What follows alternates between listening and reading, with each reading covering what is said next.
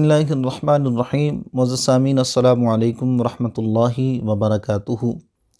آج ایک بہت ہی اہم مسئلہ کے ساتھ آپ کے سامنے حاضر ہیں، یعنی وہ خواتین جو حاملہ ہیں یا دودھ پلانے والی ہیں، ان کے روزے کا کیا حکم ہے؟ کیا ان کو شریعت مطہرہ نے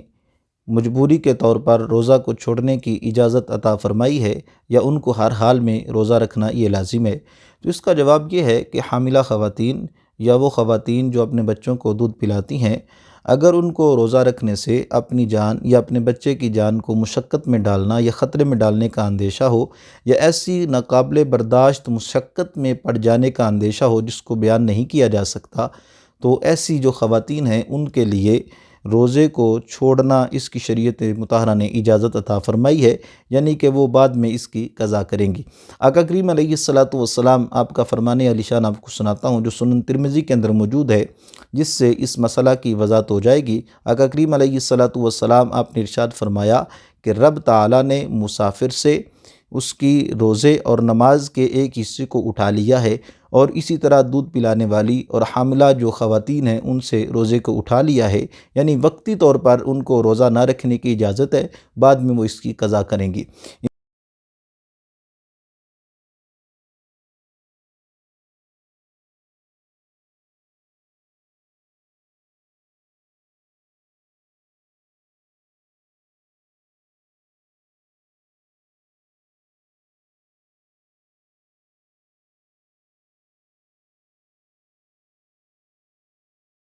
حاملہ، دودھ پلانے والی اور مریض کے روزہ چھوڑنے کی صورت کو بیان کرتے ہوئے لکھتے ہیں،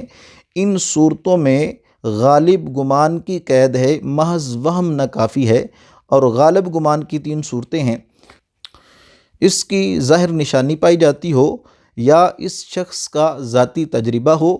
یا ایسے طبیب نے ان کو خبر دی ہو جو اعلانیہ جو ہے وہ گناہ نہیں کرتا، یعنی ایسے آدمی نے ان کو خبر دی ہو کہ اگر اس صورت کے اندر روزہ رکھا جائے تو ان کے بچے کو اندیشہ ہو سکتا ہے، یا حاملہ جو ہے اس کو روزہ رکھنے سے اس کی جان کے جانے کا خطرہ ہے، تو ان صورتوں کے اندر غلبہ ظن کے اعتبار سے ان کے لیے روزہ چھوڑنا اس کی اجازت ہے، بعد میں وہ اس کی قضا کریں گی۔